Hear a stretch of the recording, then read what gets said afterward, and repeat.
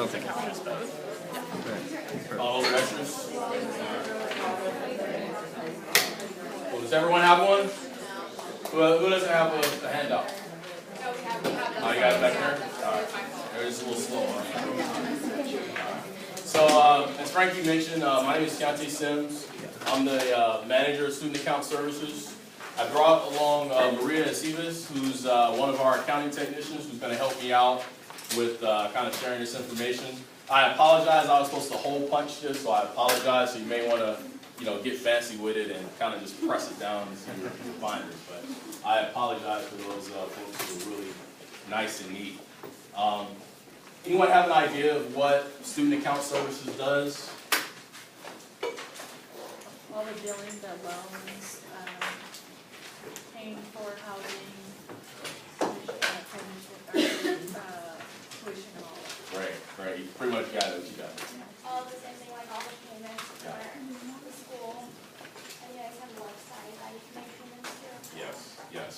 So we're a fun office that takes everyone's money. So yeah, don't be mad at me about that. But we try to make it fun. We say you take your money and hand out smiles right back. So hopefully all of you all are smiling right now. Anyway, I was going to give you a quick overview of our office because I know we don't have a whole lot of time. I want to leave it open about 5 to 10 minutes for questions for you all. So I'm going to breeze through this really quick. The handout is for your reference, so it has a lot of information I'm going to share with you today. So there it is right there. We have pretty much 3 to 4 main components of our office: cashiering, student billing, financial aid disbursements. We also process veteran benefits. Anyone have any family in the military? Are you using any benefits? No. Okay. All right, not yet. But we have CalVet fee waiver, Post 9/11 GI Bill, aka Chapter 33. We also have a university collection, so students who have different issues resolving any type of student related debts. We have staff members that help them work out payment arrangements, try to keep them in school, that type of thing. Here's our website. It's nice and pretty. We're in the process of making a lot of changes to it, so it won't look like this anymore. But I do want to point out a few things about our website. First thing is Money Matters. So Money Matters is a publication that we publish every semester, and it's very, very important because what it does is it includes a lot of our information about our fees, our different policies, different dates that are very important.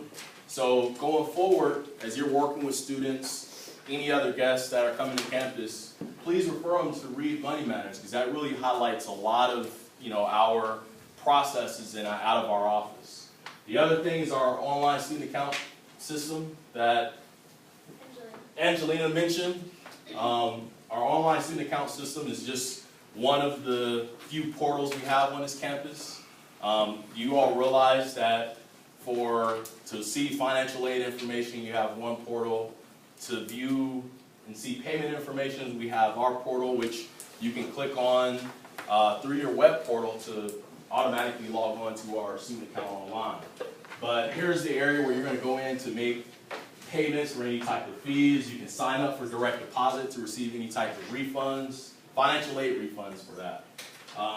You can sign up for text message notifications to remind you about different bills that you owe, as well as you can also view your 1098-T. So every year around January, as parents are completing their taxes, a lot of students need 1098-Ts to report on those taxes. You can also sign up and enroll in any installment plans. So we have basic tuition installment plans and non-resident tuition installment plans, which I'll talk more about briefly. Do we have any non-resident students here? Okay, all right. So, basic thing is we don't bill for tuition and fees. We're a prepaid campus, so that means in order to register for classes, you're going to pay your tuition first. Once you pay your tuition, that releases the hold so that you can go ahead and get registered for classes. If for any reason there's any difference, so say for instance you start off going part-time, then decide later on that you want to enroll and go to full-time, we then will bill you for that difference.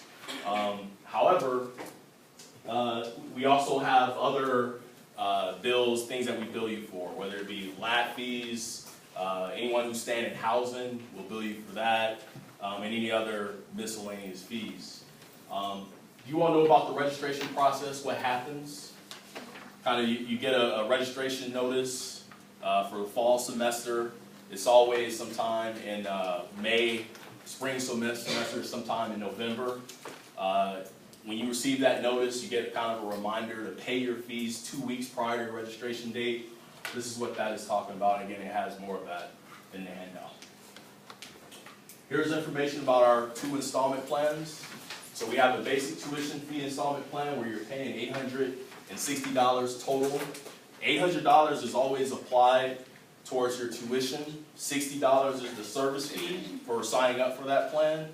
What happens with installment plans is you pay that $860 up front. Your final or your remaining portion of your tuition is always divided into 2 equal payments, which for this semester, for the fall semester, you pay your $860. First payment is due October 1st. Second payment is due November 1st. We also have a non-resident/foreign tuition installment plan. That installment plan, there isn't any type of upfront cost. It's there to help students who are non-residents who can't pay their full non-resident tuition all at once. The only caveat to it is there's an additional 5% fee on the overall tuition. But we do divide those payments up into 3, again, equal payments. First payment due October, second November, last is in December. So right now I'm going to go ahead and turn it over to Maria. She's going to talk, she works with the dispersing a lot of financial aid. So she's going to talk about financial aid process. I also have a slide in here that kind of shows our website, the student account system, that we'll talk a little about that then, and then we'll open it up for questions, okay? Okay, so as Tianti mentioned, we do take your money, but we try to give some back as well.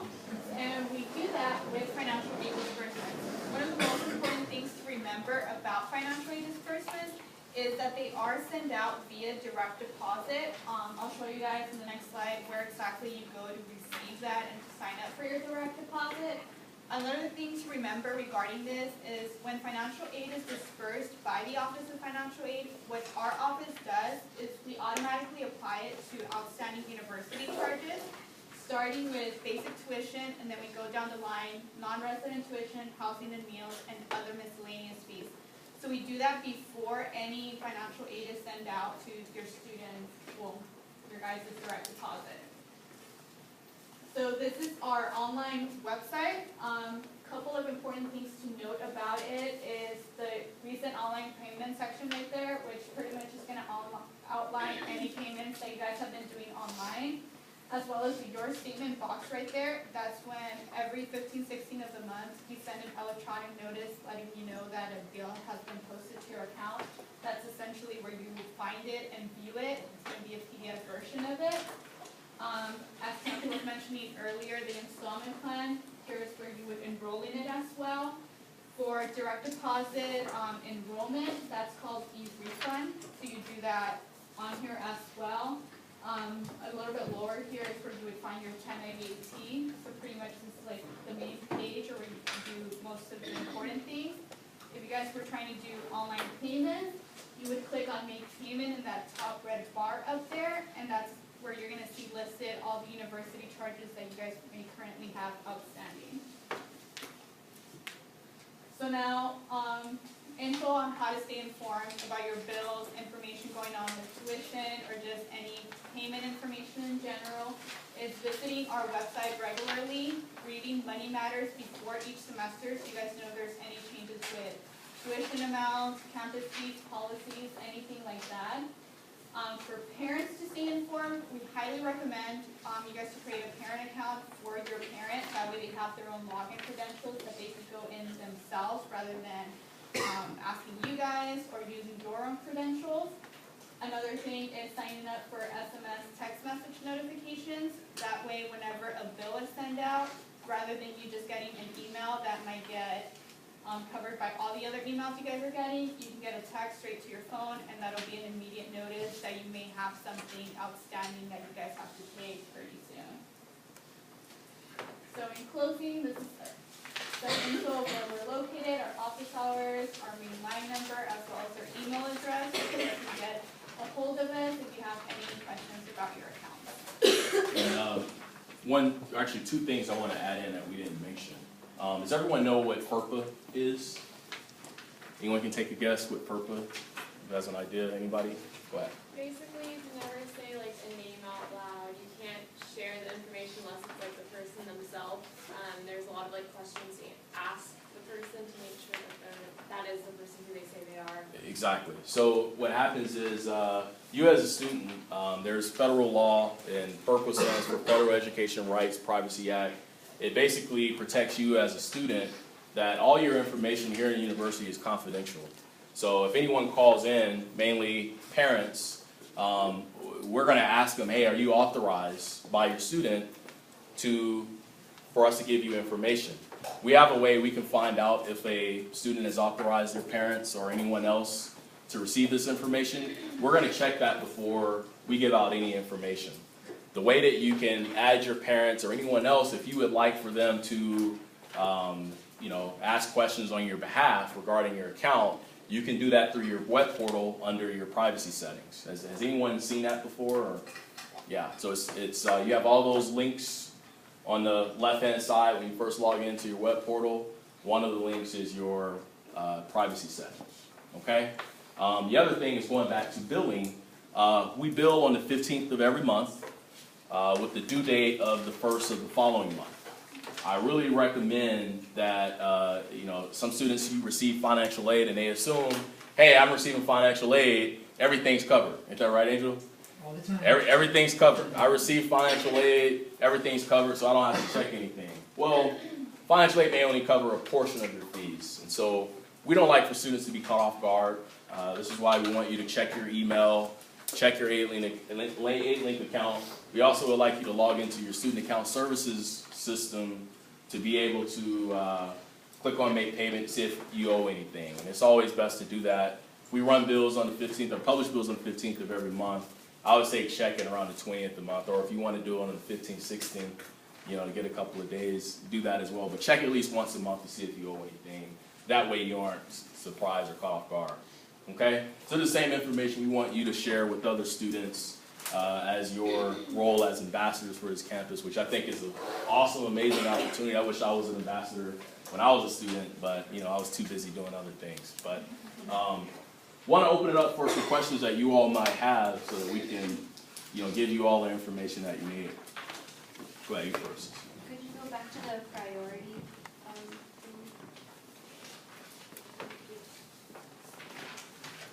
Oh, that was it? All right, that was it.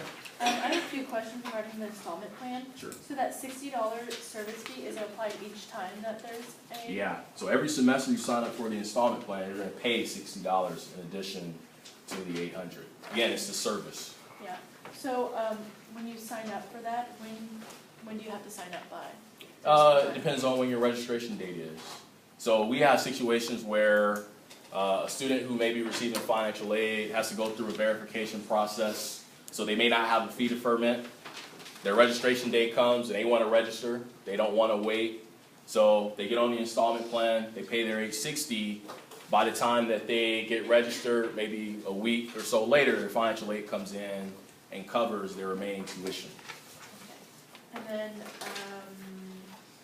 for like next semester, when can they start that? Can they start it before? Yeah, so what we'll do is we'll begin preparing for the spring semester. When you get that registration notice in November, we'll have fees and everything up on our student account online where you can go ahead and begin signing up for the installment plans. And is this for grad students? Grad students as well, any type of student here where you're required to pay fees through main campus. Go ahead, Becky. Like that, you were saying that they were waiting to register, or their financial aid had to come in. If you were to pay your fees before you registered and then your financial aid came, would it refund you then? It will refund you everything except for that $60. Because $60 is the service fee that allows you to register without having your financial aid. So I have two questions. So first for the out-of-state and foreign tuition, there's no upfront, and so whatever they pay, then you divide what's left into equal payments? Exactly. Okay.